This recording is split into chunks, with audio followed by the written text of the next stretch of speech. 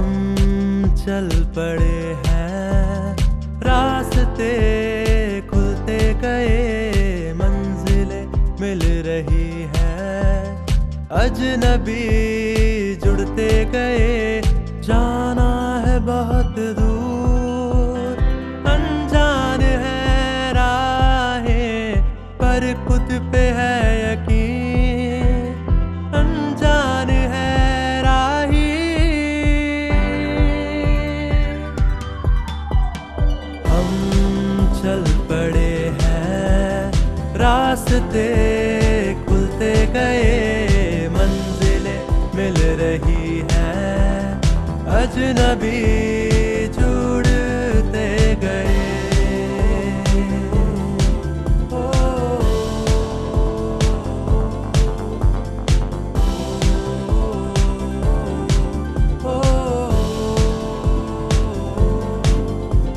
Hello नमस्ते सत श्री अकाल everyone, welcome to beats of life with Yashika. धड़कन जिंदगी की, चेहरे पर चेहरा, बिकता भी है यही चेहरा, मिसाल बन जाता है ये चेहरा। Let's welcome our esteemed guest for the day, mister Arudra Subramanian, who is an actor and a very talented one. Welcome to the show Arudra. Thank you, happy to be here. So without further ado, हमारे viewers question answers के लिए wait करते हैं, तो let's straight away move on to the first question. So you were a dentist, so how did the U turn come in the journey to become an actor? So actually what the thing was कि जब मैं बड़ा हो रहा था growing up, मेरे को ना क्रिकेट का बहुत शौक था, बट उस टाइम पे क्रिकेट में कोई एवेन्यूज़ नहीं थे, एज़ यू नो। सिर्फ एक इंडियन नेशनल टीम थी, नहीं तो कुछ भी नहीं था, राइट?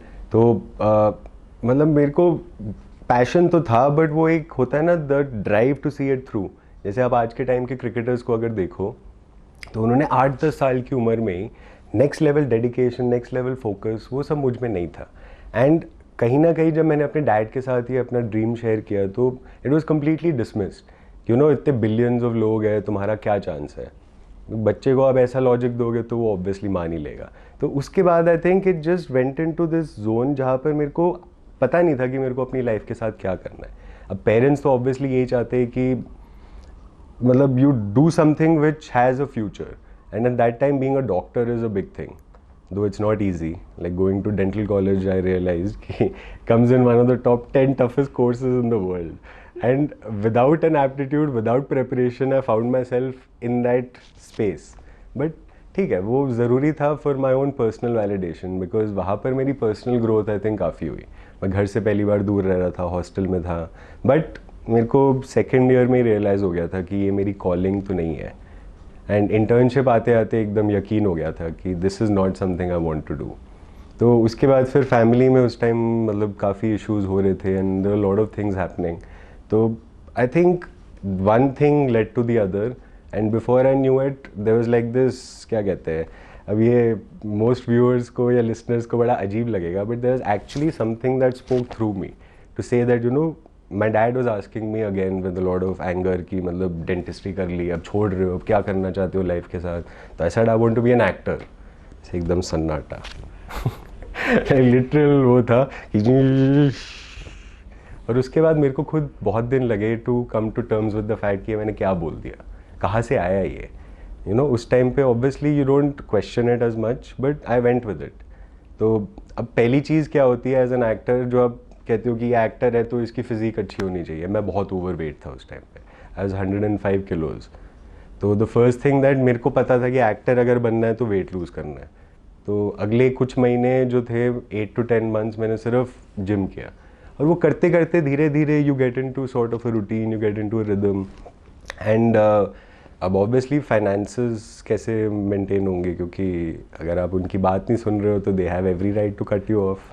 तो आई डिड ऑड जॉब्स, जैसे कूपन्स बेचे मैंने, डोर टू डोर जाके जो करते हैं ना, 2-3 दिन, उससे ज़्यादा वो मैं कर नहीं पाया। While I was doing that, I came across people who gave me a job where I had to organize a festival for school kids along with them. Interesting लगा, मैंने वो कुछ महीने किया, करते करते फिर long story short I reached NDTV Good Times. And वहाँ से एक्चुअली आई वुड से कि मेरी जो ये फिल्म जर्नी है स्टार्ट हुई। Because that was the first time I understood कि शूट्स होते क्या है, कैसे होते हैं. दो I was behind the scenes, I was in production, but वहाँ पे मैंने बेसिक एडिटिंग सीखी, शूट्स के बारे में सीखा, प्लानिंग कैसे करते, एग्जीक्यूट कैसे करते, ऑन एयर चीज़ें कैसे जाती है, सब कुछ सीखा किया. और उतने में फिर बॉम्बे जाने का टाइम बन गया. एंड एक्टिंग सीखनी भी ज़रूरी थी, क्योंकि एक होता है कहना कि मैं एक्टर बनना चाहता हूँ, बट उसके पीछे जो काम लगता है वो काफ़ी लगता है, जो ज़्यादातर लोग बात नहीं करते इस बारे में. तो एक्टिंग क्लासेस लिए, अपने आप को थोड़ा प्रिपेयर किया और बॉम्बे चले गया. टू सम अप, इसमें एक चीज हमें जरूर नजर आती है, the perception of Indian parents, या तो डॉक्टर या तो इंजीनियर या लॉयर. या लॉयर. द 3 इडियट्स फिलॉसफी, लड़की हो तो डॉक्टर, लड़का हुआ तो engineer. Good you mentioned 3 Idiots, because that movie was actually a very big turning point in my life. जब मैं कॉलेज में था, I think the movie came out in 2009. मैं 3rd ईयर में था, एंड वो मूवी देख के एक्चुअली पहली बार ऐसा लगा कि no matter what you been put into, आपके पास हमेशा एक चॉइस होता है. वो चॉइस आज लेना है, वो चॉइस 10 साल बाद बर्नआउट होके लेना है, अनसेटिस्फाइड लाइफ जी के लेना है, वो आपके ऊपर है. Thank God I took it पहले.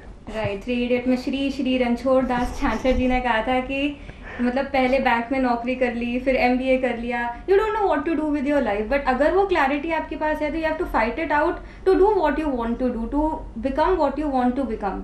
कहीं ना कहीं अगर एक ये परसेप्शन हमारा चेंज हो, हमें फैमिली का फुल ऑन सपोर्ट मिले कि बेटा जो करना चाहते हो वो करो, जो बनना चाहते हो वो बनो, बट कुछ बनो लाइफ में. खुशी को मायने दे ही नहीं देते, दैट्स द प्रॉब्लम. हर चीज़ आप ये प्रॉफिट एंड लॉस की तरीके से देखते हो. अगर आप वो कर रहे हो लाइफ में जो आपकी कॉलिंग है, जब आप काम पे होगे काम नहीं लगेगा. ये सिर्फ बोलने की बातें नहीं है. मैंने 18 घंटे एट अ स्ट्रेच भी शूट किया है, उसके बाद 4 घंटे सो के वापस भी गया हूँ काम करने, और उतनी एनर्जी के साथ जितनी पहले गया था. अगर मेरे को डेंटिस्ट बन के ये 6 घंटे भी करने होते हैं, मैं थक जाता, क्योंकि वो मेरा एप्टीट्यूड, वो मेरा स्किल सेट, वो मेरी कॉलिंग नहीं है.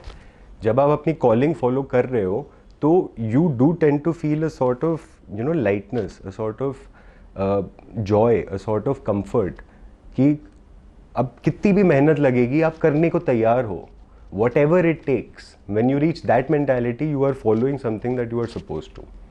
No, till now I have not done a lot in life, but एक चीज़ मैंने रियलाइज़ करी है कि हार्ड वर्क आप तब करोगे जब आपका इंटरेस्ट होगा. अगर मुझे मैथ पढ़नी ही नहीं है तो why will I give that much of hard work to that? और अगर मुझे ये शूट करना है तो I'll give my 200% to that. मुझे कितने भी घंटे एग्जैक्टली कितनी भी मेहनत हो, कितने भी रिस्ट्रिक्शंस आए, कितने भी प्रॉब्लम्स आए, you are ready to overcome it because you know कि ये मेरे को करना है. Same mindset. आप क्रिएटिव अगर किसी सेट पे जाओगे ना, कम से कम एक बड़े सेट पे 150 से 200 लोग होते हैं. Now imagine 200 people who come together with a similar kind of interest and working in tandem. It's not easy. It's chaos, but there's never chaos because everyone knows their role. Now that brings me to my next question, because जैसे आपने मुझे बोला एक set पे 150 से 200 लोग लगते हैं, एंड बहुत बार कुछ ऐसे शूट्स भी होते हैं जहाँ पे आपको डायलॉग भी नहीं मिलेगा, जस्ट आपको बिकम भीड़ विदाउट अ डायलॉग, बट आप करते हो अगर आपका इंटरेस्ट होता है. तो आपका पहला बड़ा ब्रेक आपको कब और कैसे मिला? So I would like to begin with the पहला shoot that I ever did was an ad in Delhi, and वो बाई चांस ही मिला मेरे को, क्योंकि उस टाइम पे कुछ आइडिया मेरे को ज़्यादा था नहीं क्या करना है, कैसे करना है. तो जितने कास्टिंग के थोड़े बहुत यहाँ लोग मिले उनको मैंने कांटेक्ट किया, एक ऑडिशन दिया, एंड मेरे को एक ऐड मिला. And this was for Honda Connect. उनका उस टाइम पे एक वो आया था where you can with your phone stay connected with your car, 2014. So उस टाइम पे ये कॉन्सेप्ट बहुत नया था. So we shot in Cyber Hub. Budget कुछ नहीं था क्योंकि दिल्ली में बजट्स नहीं मिलते एक्टर्स को.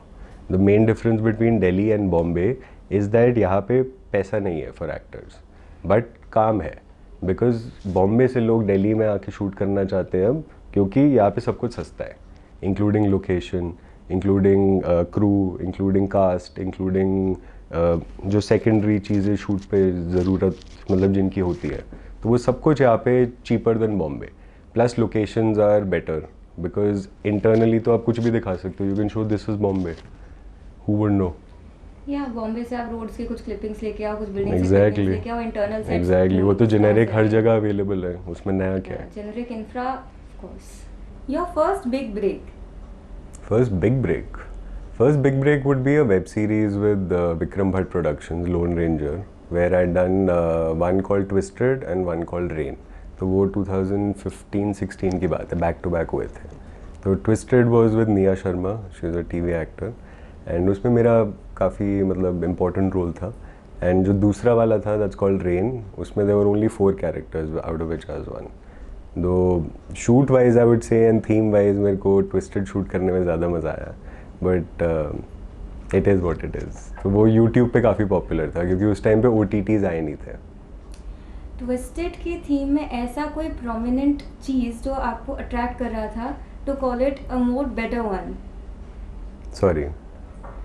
जैसे शूट करते हुए सेट की ट्विस्टेड में आपको कंपैरेटिवली ज़्यादा मज़ा आया, तो उस शो का थीम माहौल कुछ ऐसा रहा होगा? तो बेसिकली जो मेरे को ज़्यादा अट्रैक्टिव लगा Twisted में as compared to that was my character. I was playing like this person who's जो Man Friday कहते हैं ना, that one person who's अमीर लोगों के जैसे एक बंदा होता है जो सब कुछ हैंडल कर लेता है. So मेरा कैरेक्टर वैसा था. That he is like the confidant of one of the primary characters और उनको जब भी कुछ clean up या कुछ करना होता है तो I am the one. And जो wife है, she is the one who knows me from a young age. Like वो family वो होता है ना कि पापा भी यही करते थे, मैं भी यही करता हूँ. So I'm basically the second generation. So I'm very loyal to the family, but I'm very ruthless when it comes to that. तो मेरे को थोड़ा वो मज़ा आया था. फिर मैंने सॉरी सिमिलरली मैंने सावधान इंडिया में भी 2 एपिसोड्स करे जिसमें एक में मैंने पॉजिटिव कैरेक्टर किया था, एक में नेगेटिव. और नेगेटिव कैरेक्टर प्ले करने में ज़्यादा मज़ा आया था. So the successor, witty and the cruel feelings. No definitely, क्योंकि ये सब चीज़ें जो आप रियल लाइफ में एक्सपीरियंस नहीं कर पाओगे, राइट? अगर आप रियल लाइफ में ऐसे बन जाओगे तो you will either be behind bars और you will be shot down. That's the best thing about fiction. Exactly, you get to live so many characters. मेरे को वो चीज़ ज़्यादा एक्साइट करती है. अगर आप मेरे पास कोई स्टोरी लेकर आए हो और वो जैसे मैं हूँ उससे बिल्कुल अलग है, I will be more excited than you bringing a character to me that is a lot like me. क्योंकि जो हम हैं और जो हम ऑलरेडी जी रहे उसको दोबारा ऑन कैमरा जी के क्या फ़ायदा, राइट?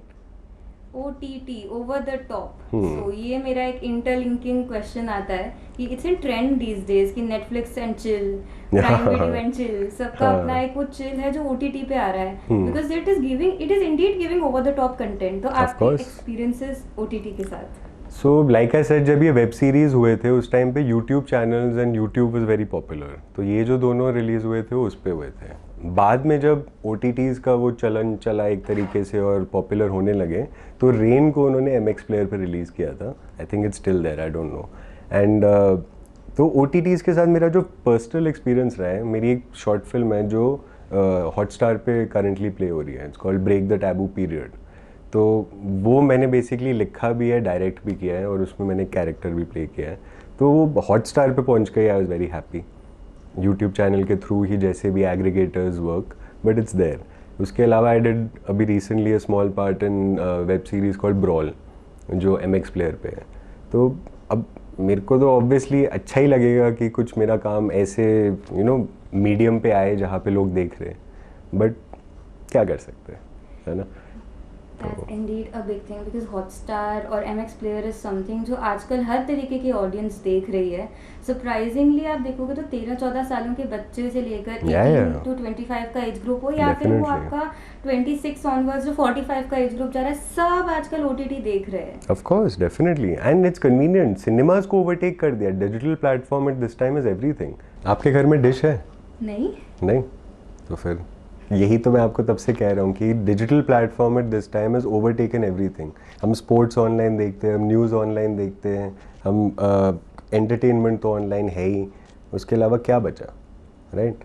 आज के टाइम पे डिजिटल मेरे मेजॉरिटी एड्स जो मैंने पिछले आई थिंक ये 2-3 साल में किए हैं सब डिजिटल है. TVC शायद उसमें से 5 या 10% होंगे. The major impact is of the pandemic, I guess, because during pandemic सब लोग digitalized इतने ज़्यादा हम लोग हो गए हैं कि हम लोग उस टाइम पे binge watch कर रहे थे OTT प्लेटफॉर्म से. हमने हर ऐप, चाहे फिर वो सोनी लिव हो, नेटफ्लिक्स हो, हॉटस्टार हो, प्राइम हो, we installed every app. बिल्कुल. एंड ये तो है ही कि theatre has taken a big hit because of the pandemic. क्योंकि अब ये ऐसा हो गया है कि वही सेम कंटेंट आपको लोगों ने अपने घर में होम थिएटर बना लिए, which gives you a private viewing experience which is similar to a theater. Why would you want to go and sit among people and do all of that? और वो समझ आ रहा है. एंड जो भी जैसे अभी recently John Abraham came out and said कि मैं तो सिर्फ सिनेमा का स्टार हूँ एंड ऑल दैट. ठीक है, वो उनका अपना पर्सपेक्टिव है उस पर, बट मेरे को ऐसे लगता है कि you have to modify yourself with the time. अब कोई अगर ये बोले कि मैं सिर्फ स्क्रीन एक्टर हूँ, मैं सिर्फ ये हूँ, मैं वो हूँ, at the end of the day आप एक आर्टिस्ट हो और आप एक एक्टर हो. अगर आपको काम मिला है इर्रिस्पेक्टिव ऑफ मीडियम, अब करो यार. Why shouldn't you? The show must go on despite Of of the course, changes. definitely. अगर पेंडेमिक ने हमें ये सिखाया how to be independent and अपने घर के अंदर सब कैसे करें, हम अपने घर के अंदर ही वो थिएटर की स्क्रीन ले रहे थे पेंडेमिक. बिल्कुल. हम एक शेल में थे सब लोग उस टाइम पे. If education can get digitalised, we couldn't imagine school in our home, but if we can mix school. Work from home became a trend, जहाँ पे इंडिया में ये परसेप्शन था कि अगर आप ऑफिस नहीं आ रहे हो आप प्रोडक्टिव नहीं हो. लोगों ने उसको भी गलत साबित किया ना. तो पर्सपेक्टिव तो वही चीज़ है कि बदलने के लिए बनी है. अगर नहीं बदल रहे हो, if you are not changing and evolving, then what are you really doing? Evolution is the key. Generation gap को जैसे हम कहते हैं कि नहीं यार आपकी जनरेशन में तो ये सब होता था, हमारी generation is very Gen Z. तो that can happen within Covid also. Of course definitely. And अब इससे हम थोड़ा आगे चलते हैं. I watched one advertisement Magic Bricks जो आपकी विद आयुष्मान खुराना थी. So the experiences of working with an experience star, वो कैसा रहा? सो ऑनेस्टली अगर बोलूँ तो मेरी आयुष्मान के साथ डायरेक्ट इंटरेक्शन ज़्यादा हुई नहीं, क्योंकि ऑब्वियसली जो बड़े लेवल के एक्टर्स होते हैं वो सिर्फ अपना पार्ट प्ले करने आते हैं और चले जाते हैं. तो मेरी उसके साथ फेस टू फेस शायद 5 मिनट के लिए टोटल शूट में हुआ होगा. But we were able to watch him prepare for his scenes and मतलब जैसे हम यहाँ खड़े हैं और यहाँ पे शॉट हो रहा है, तो वी कुड एक्चुअली सी कि वो यहाँ पे अपने आप को प्रिपेयर कर रहा है. और उससे एक चीज़ तो समझ आई कि चाहे एक्टर किसी भी लेवल का हो, उसके प्री शॉट जो जिटर्स आते हैं, जो नर्वसनेस फील होता है, जो आप अपने आप को कैरेक्टर में लाने के लिए जो आपका प्रोसेस होता है, वो मेजॉरिटी एक्टर्स का सिमिलर होता है. आप कितने भी एक्सपीरियंस हो जाओ, अमिताभ बच्चन को भी अगर वो आज भी in front of the camera आए, वो तो ऑब्वियसली लेजेंड है, बट कहीं ना कहीं वो 1-2 मिनट 1-2 सेकंड का एक वो होता है, when you're coming into character or when you're feeling that butterfly in your stomach kind of feeling. तो वो I think सबके साथ across the board same है. Okay, so let's interlink this with another question. जैसा आपने मुझे बोला कि सबके साथ एक चीज़ सेम है, pre-shoot jitters. अब जैसे I have done 5 episodes of this, but still मैं 5वीं बार भी कैमरा को जब मैंने फर्स्ट टाइम देखा तो एक वो जिटर आया कि no, I have to start the shoot, I have to speak, I have to do the chat show. और वो अच्छा भी है, वो होना भी चाहिए.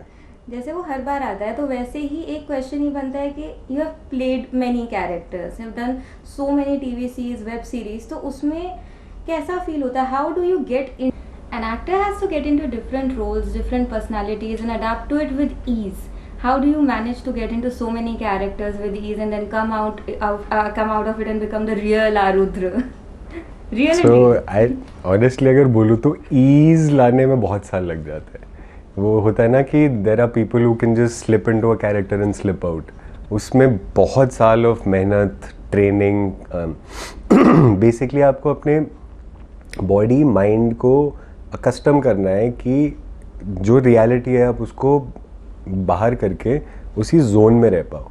और कभी कभी क्या होता है कि जब स्टार्ट करते हैं, जैसे मेरे साथ क्या होता था शुरू में कि 5 मिनट तक मैंने सस्टेन कर लिया, फिर कुछ एक डिस्ट्रैक्शन आया और मैं वापस वहाँ नहीं पहुँच पाया, जो बहुत नॉर्मली होता है.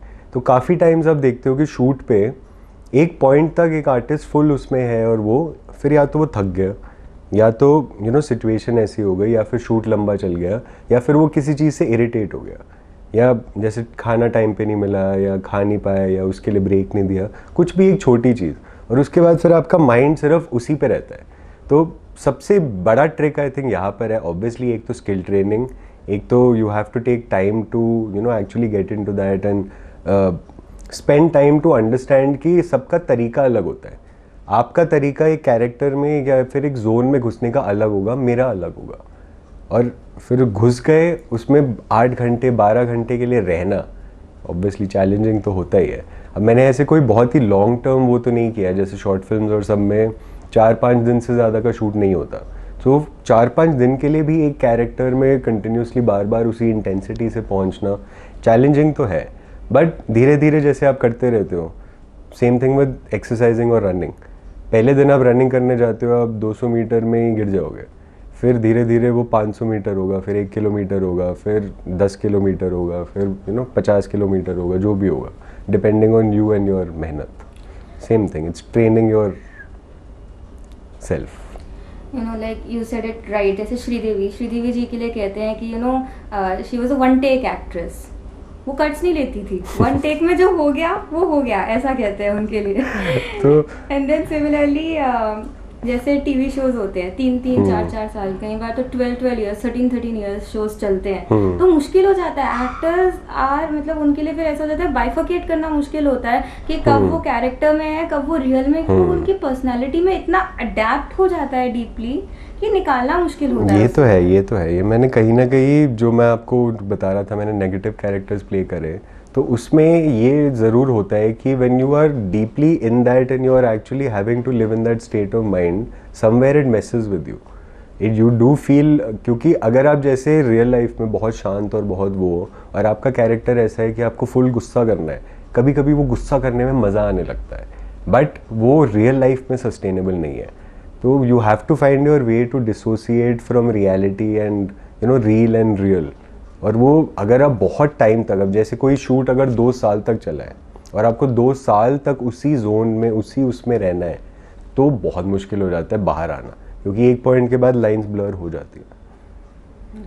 तो intensity of character along with, जैसे सबसे बेस्ट एग्जाम्पल है Heath Ledger, who played the joker in the Batman film. He had to go into such a dark space to play the Joker, because Joker is such a layered and dark character that he couldn't come out of it only. और ये हो सकता है कोई. The best example would be the Shakespearean dramas. इतने dark characters उसमें, जैसे एक character ऐसा था जो उसको fool play करना होता था. And that fool, how do you become that? Yeah. उसको like touchstone. See, एक चीज़ मैं यहाँ पे बोलूँगा कि at the end of the day it's all feelings. अगर आपको पता है कि मेरे को ये कैरेक्टर पोर्ट्रे करने के लिए ये फीलिंग चाहिए, और आपको पता है कि वो फीलिंग आपने या तो एक्सपीरियंस करी है, इसलिए कहते हैं एज एन आर्टिस्ट आप जितने एक्सपीरियंसेस करो ना, उतने ही आपके पास एक बैंक होता है to tap into when you need. अब जैसे मुझे कोई डार्क कैरेक्टर प्ले करना है और मेरी लाइफ में कुछ डार्क हुआ ही नहीं है, तो मैं रेफरेंस कहाँ से लाऊंगा, मैं वहाँ कैसे जाऊँगा, मैं उस स्पेस पे कैसे पहुँचूँगा? वो तो सिर्फ मैंने देखा है, मैंने कभी जिया थोड़ी है. इसीलिए आर्टिस्ट के लिए कहते हैं कि जितना उनकी लाइफ में दर्द होगा उतना उनकी आर्ट रिफाइन होगी, क्योंकि जैसा आर्ट दर्द से निकल कर आता है वैसा खुशी से या प्लेजर से नहीं आता. सिंपल. आशिक भी दर्द से निकलते हैं, ऐसा बहुत कहते हैं कि दर्द से सब कुछ, पेन गिव्स यू प्लेजर आपके काम में कहीं. डेफिनेटली. बिकॉज कहते हैं कि आप कुछ एक्सपीरियंस करते हो तो आप उसको इवन उस जोन से बाहर आने के लिए वर्क. आप फिर उससे एकदम ऐसे एडिक्टेड हो जाते हो, बिकम परफेक्ट. Perfection तो is an illusion. Perfection doesn't exist according to me. ये हमने अभी रिसेंटली पॉडकास्ट जो हम करते हैं उसमें भी एक एपिसोड इसी स्पेसिफिक टॉपिक पे किया था. ऑनेस्टली अगर मैं आपसे पूछूं what is perfection? Nothing. Being imperfectly perfect is perfection. अगर परफेक्शन की एक डेफिनेशन देनी हो तो आप क्या बोलोगे? What is perfection according to you? Actually nothing. आप अपने काम में भी परफेक्ट नहीं हो सकते, आप अपने आप में भी परफेक्ट, क्योंकि कोई एब्सोल्यूट वैल्यू असाइन नहीं है उसके लिए, राइट? तो मैं अगर आपको बोलूँ कि ये चीज़ परफेक्ट है, वो मेरे हिसाब से परफेक्ट है, आपके हिसाब से वो परफेक्ट हो या ना हो वो आपके पर्सपेक्टिव पे है. सिमिलरली जैसे आपके पेरेंट्स आपको बोले कि ये चीज़ तुमने 100 आउट ऑफ 100 ले आए तो परफेक्ट है, right? But life is not about scores, no, there is no black and white. तो फिर आप किस बेसिस पे परफेक्शन को जज कर रहे हो? Because you know that 100 out of 100 is also not perfect. क्यों? Exactly. क्योंकि आप एक बार तो किसी चीज़ को याद करके, लर्न करके या रट्टाफिकेशन करके 100 on 100 ला सकते हो, बट क्या गारंटी है वो आपको जिंदगी भर याद रहेगा? बिल्कुल. बिकॉज मतलब मैं बोलना नहीं चाहती थी, बट या कहीं ना कहीं बुक्स सब कुछ नहीं होती. बुक्स गिव यू नॉलेज, बहुत वास्ट हैं बुक्स. बुक्स आपको चीज़ों के बारे में बताती हैं, बुक्स आपको ज्ञान देती हैं. ये चीज़ मैं मानती हूँ कि बुक्स से आपको कहीं बहुत नॉलेज मिलती है, आप बहुत कुछ जानते हो, बट क्या हम उसको प्रैक्टिकली अप्लाई महज उस चीज़ को पढ़ के कर सकते हैं? बिल्कुल भी नहीं. क्योंकि जैसा लिखा होता है, अब मैं I have been through a technical course जो कि BDS है, उसमें जितने मेरे दोस्त हैं उस टाइम के वो अब प्रैक्टिस कर रहे हैं, काफ़ी साल से प्रैक्टिस कर रहे हैं। सब यही कहते हैं कि जो हमने सीखा था किताबों में वो सिर्फ एक स्टार्टिंग पॉइंट था। रियलिटी में आपके पास एक तो जैसे परफेक्ट वो दांत दिखाते हैं उसमें ऐसे होगा वैसे नहीं होता। आप अगर आपके पास कोई इन्फेक्शन या कुछ लेकर आएगा, वो पिक्चर परफेक्ट जैसे बुक में दिखाया गया वैसे नहीं होगा, राइट? तो वही से same thing happens here also. अब जैसे मैंने बुक में पढ़ लिया ABCD, मेरे को पहले ये करना है, फिर ये करना है, फिर वो करना है, फिर वैसे करना है, बट यहाँ से यहाँ कैसे जाना है वो आपके ऊपर है। तो books can probably be a starting point, a manual, a reference, but it can't be everything. Books can give you a context for sure, but उस Definitely. कॉन्टेक्स्ट को तभी हम कहते हैं applied psychology.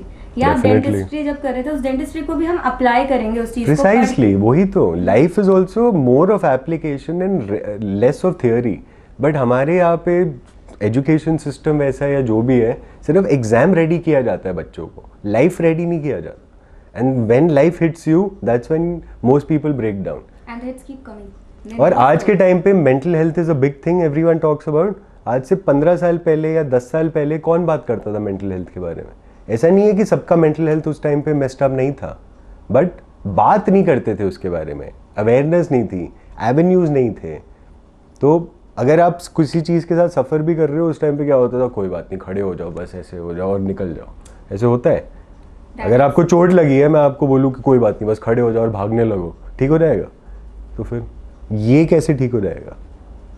You have to get focus of your mind। हमें अपने mind को ऐसे ट्रेन करना पड़ेगा कि हम ठीक हो। अब जैसे that takes me to a podcast, आप मेंस मेंटल हेल्थ के बारे में इसीलिए हमने स्टार्ट किया, इसीलिए exactly like you said, the only whole and sole reason was, जैसे हम जिस सेशन पे अभी मिले थे, आज से 1 साल पहले, Tapti is a friend of a very good friend of mine, और हम एक दूसरे को कहीं ना कहीं we've heard of each other for 10 years और 8 years नाउ, बट हम लास्ट ईयर मिले पहली बार, क्योंकि उस टाइम पे चीज़ें अलाइन हो रही थी।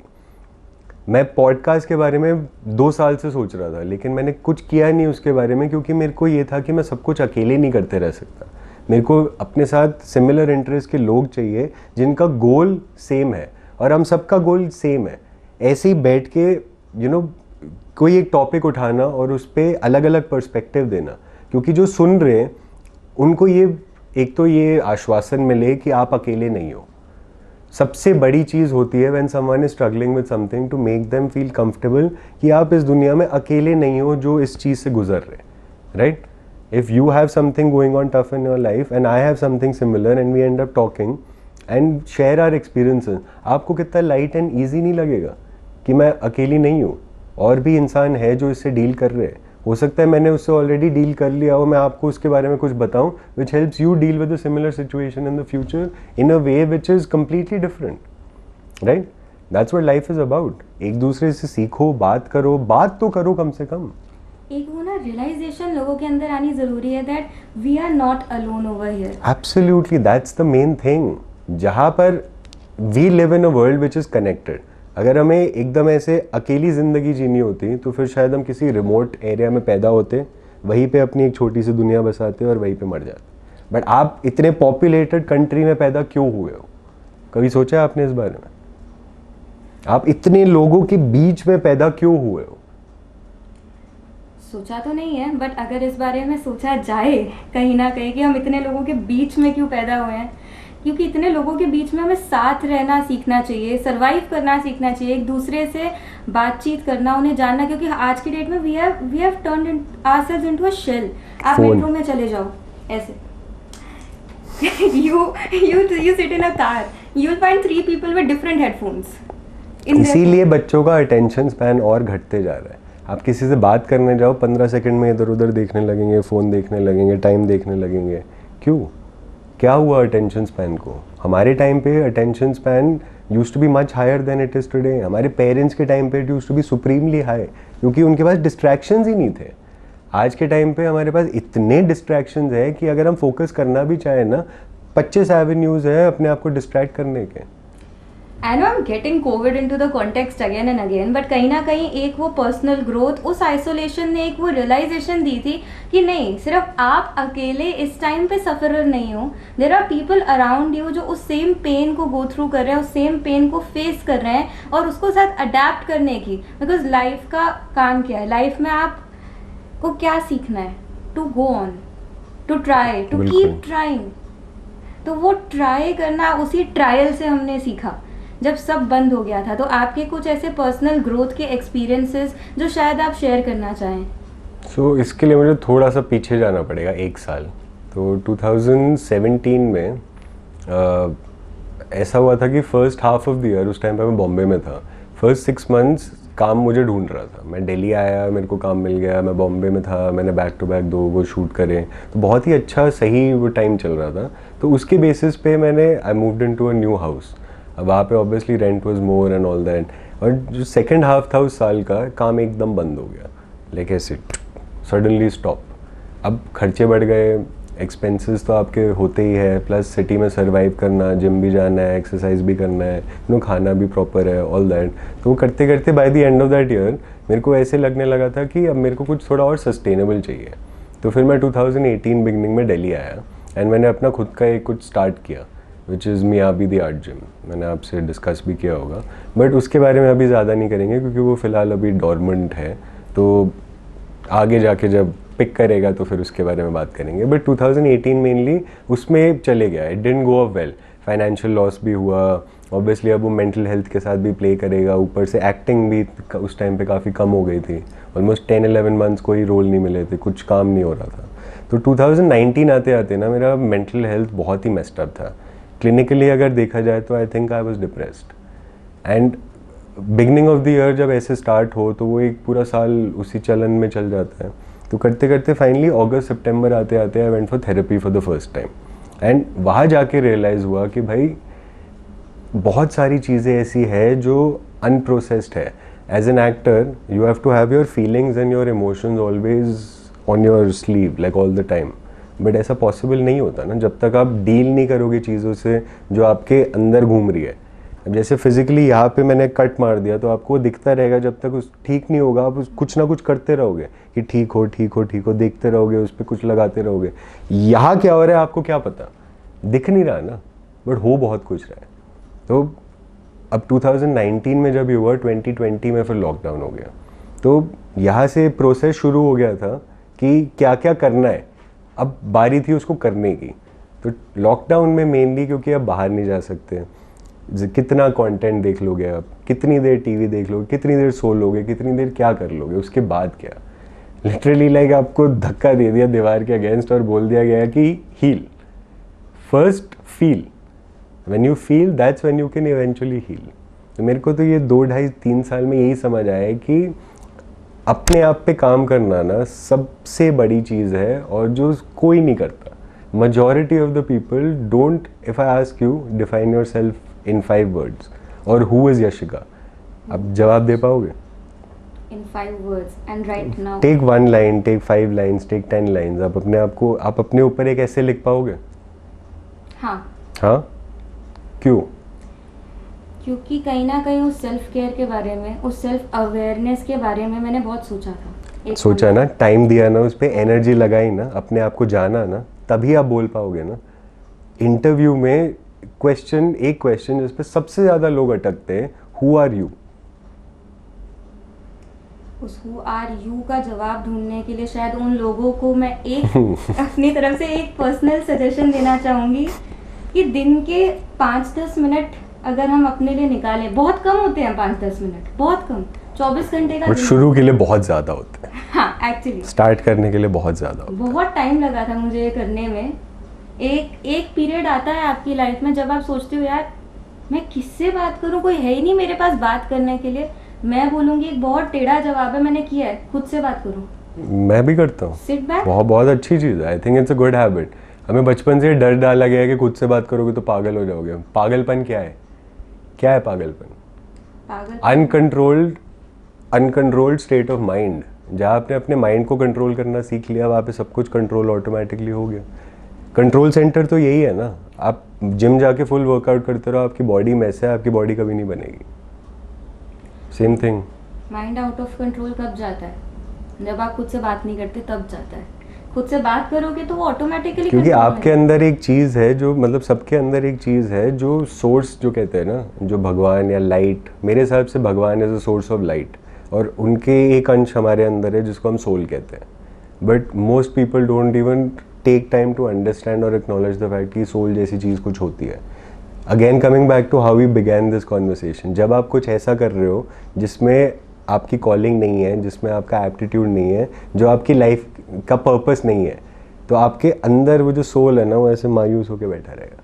और जब आप कुछ ऐसा कर रहे हो जिससे आपको खुशी मिल रही है, you are following your life's path and purpose, and that is when you will feel the difference. मेरी सबसे एक जनरल एडवाइस है यहाँ पे कि जिस दिन आप सबको ये पता चल गया कि आपका पर्पस क्या है, क्या आपकी एक वो अट्रैक्शन है जो आपको खींच रही है अपनी तरफ, क्या है जो आप अपनी लाइफ में करना चाहते हो, what's that spark, what's that kick, what's that purpose, जिस दिन आप लोगों ने वो पर्पस रियलाइज कर लिया, मैं सबसे इन जनरल ये चीज़ कह रही हूँ, उस दिन आपको सेल्फ अवेयरनेस की तरफ जाने से, सेल्फ केयर की तरफ जाने से, और दूसरा अपने गोल की तरफ जाने से कोई नहीं रोक पाएगा।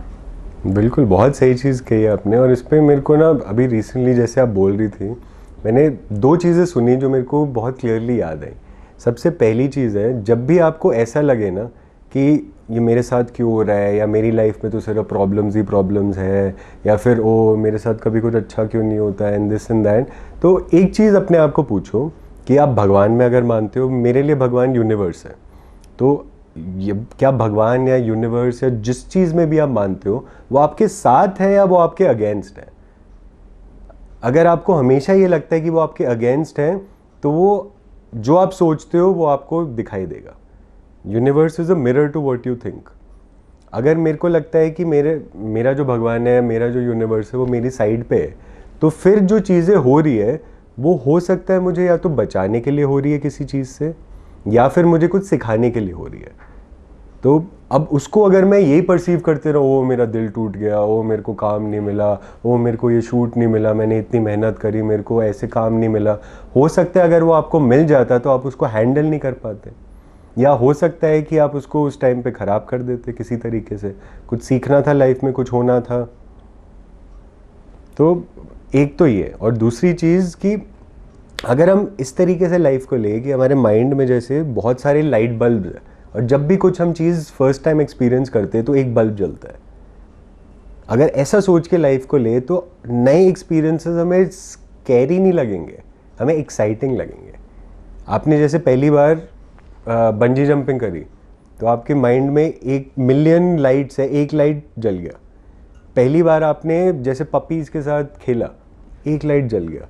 पहली बार आपने जो आपको बहुत स्कैरी लगता है, जैसे आपको ड्राइव करना बहुत ही स्कैरी लगता है, पहली बार आपने ड्राइव किया और पॉइंट ए से पॉइंट बी पहुंच गए, एक लाइट जल गया।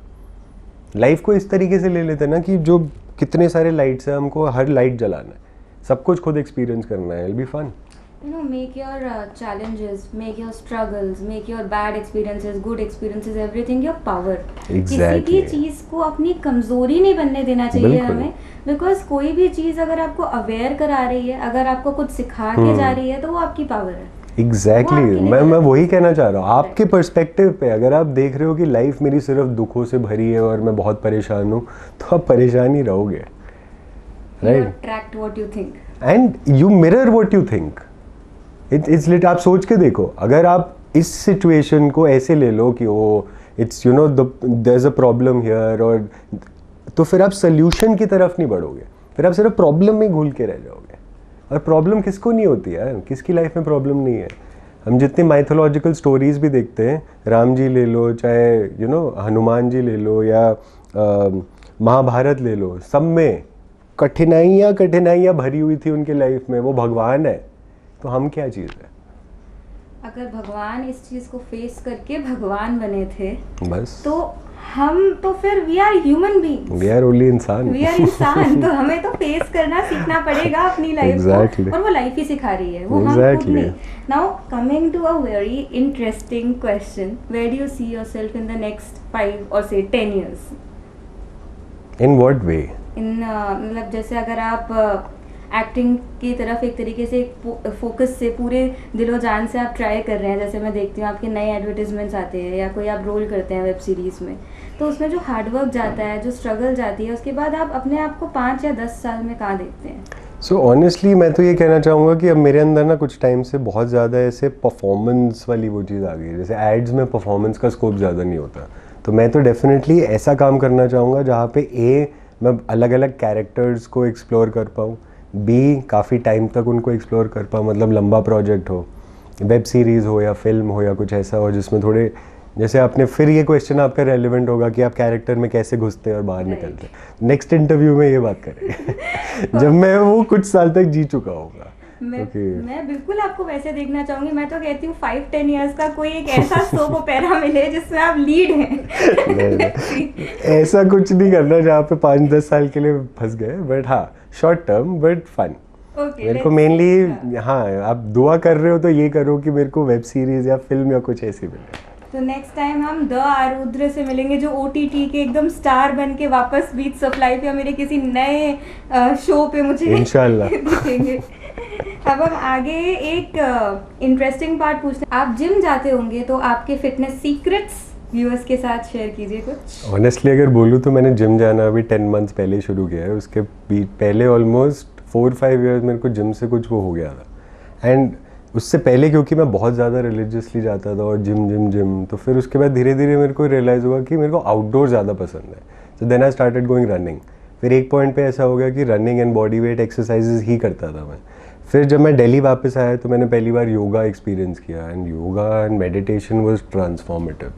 ऑलमोस्ट 1-1.5 साल 2 साल एक्सक्लूसिवली मैंने सिर्फ योगा ही किया, और लॉकडाउन में उसका फ़ायदा हुआ क्योंकि घर के अंदर थे, एक मैट की ज़रूरत थी, और क्योंकि थोड़ा बहुत सीखा हुआ था एंड यूट्यूब एंड उस सब से देख के आप धीरे धीरे उसको करते रह सकते हो।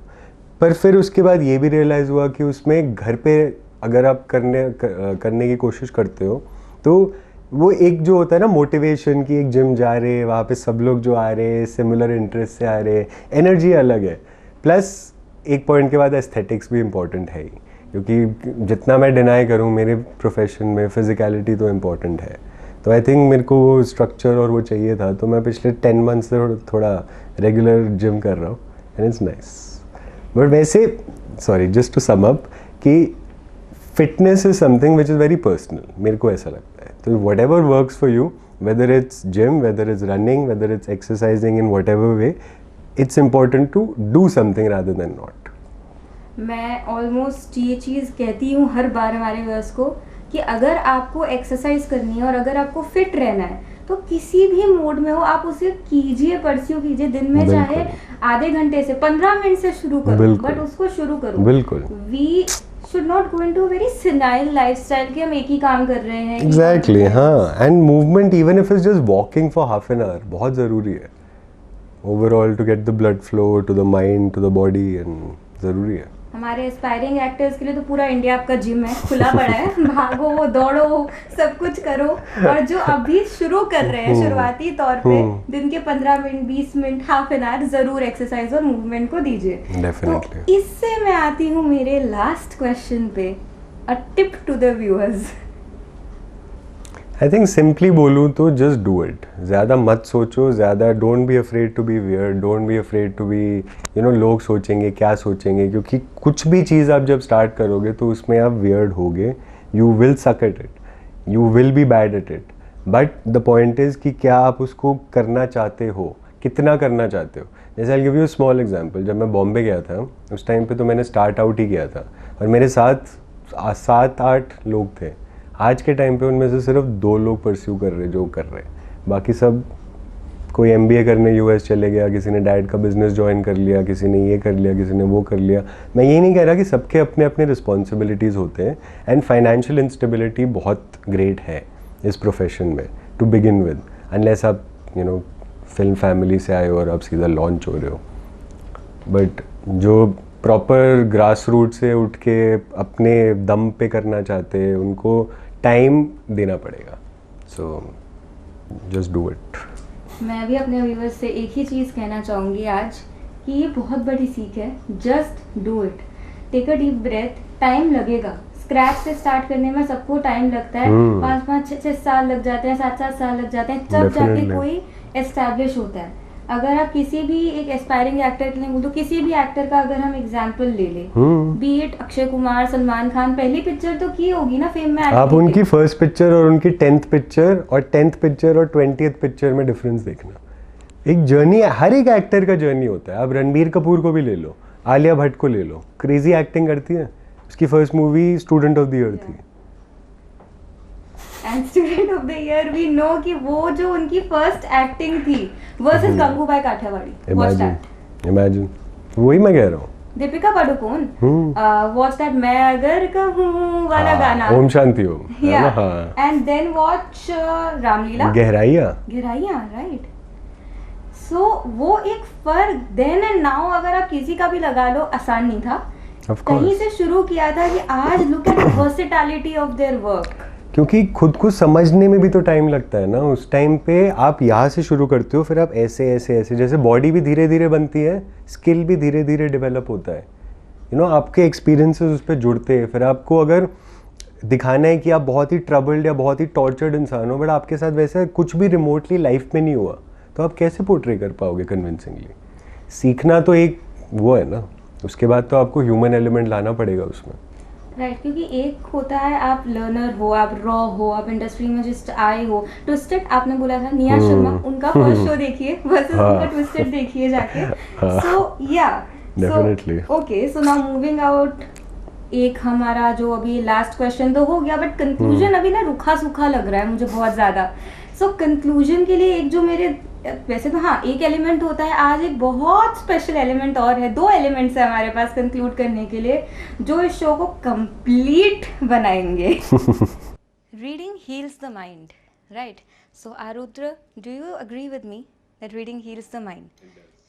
सो my viewers know that I am a debut author. मेरी एक किताब है, इश्क दा कलमा तू ही तू। This is the book that I am going to give it to आरुद्र today, जो मेरे लिए बहुत स्पेशल है। समझ लीजिए यशिका का एक हिस्सा ये किताब है, जो मैंने सबसे पहली लिखी। एंड हमने कोविड और पर्सनल ग्रोथ की इतनी बात करी है, कोविड में ही मैंने लिखी है। It took about 1.5 years. सो आज यहाँ बातें होंगी जो कल बनेगी मिसाल। कल ये बातें लिखेंगे किसी का सफर। करना है कुछ ऐसा जिसके रह जाएंगे निशान। एक दिन करीब होगा ये खुला अंबर। वो पल ही क्या जो खुल के जिया ना हो, वो एहसास ही क्या जो खुल के किया ना हो, वो ऊंचाई ही क्या जो गहराई से उठी ना हो, वो मोहब्बत ही क्या जो जुनून से भरी ना हो। हर सेकंड, हर मिनट, हर घड़ी बस यही सोचता हूँ यार कि वो जिंदगी ही क्या जिसमें कोई नामुमकिन सपना ना हो। To care deeply is a gift, not a threat. To love actually is a boon, not a bane. To feel truly, madly is a virtue. I dare not fret. It is always better to have loved and lost, my friend, than to wander around with a mind full of what ifs and a heart full of why nots. आज हमारे साथ जुड़े थे actor Arudra Subramaniam. He is a versatile actor with a lot of experience. उन्होंने कई सारे TVCs करे हैं एक्सिस बैंक के साथ, कोटक महिंद्रा के साथ, even he has done Skoda rapid, बहुत से एड्स, बहुत से advertisements. He is an actor, model, and उनका सबसे रिसेंट काम है उनका पॉडकास्ट मैं ठीक हूँ on Spotify. His podcast is मैं ठीक हूँ ऑन स्पॉटिफाई, जिसका लिंक मैं आपके साथ डिस्क्रिप्शन में शेयर कर दूँगी। तो आज हमने क्या सीखा? हमें कभी गिव अप नहीं करना चाहिए, जस्ट डू इट। अगर आपका कोई गोल है, अगर आपको किसी फील्ड में प्रोग्रेस चाहिए, अगर आपको सक्सेस चाहिए, तो सक्सेस नहीं एक्सेलेंस के पीछे जाइए। ये मत कहिए कि मैं नहीं कर सकता, अपने आप को कहिए just do it, god damn just do it. तू कर सकती है या तू कर सकता है, you can achieve a lot in life. हार नहीं माननी है बस। तो आज के लिए इतना ही। आपसे अगले एपिसोड में मैं मिलूंगी एक नई कहानी, एक नए किरदार के साथ। तब तक मेरे इस वीडियो को लाइक कीजिए, शेयर कीजिए, मेरे चैनल को सब्सक्राइब कीजिए और मेरे सोशल मीडिया हैंडल्स के लिंक आपको नीचे डिस्क्रिप्शन में मिल जाएंगे। और मेरी पहली बुक इश्क दा कलमा, that's also available down in the description. नीचे दिए गए लिंक से आप सब कुछ एक्सेस कर पाएंगे and it is easy to access. हम तो चल पड़े हैं, रास्ते खुलते गए, मंजिलें मिल रही हैं, अजनबी जुड़ते गए।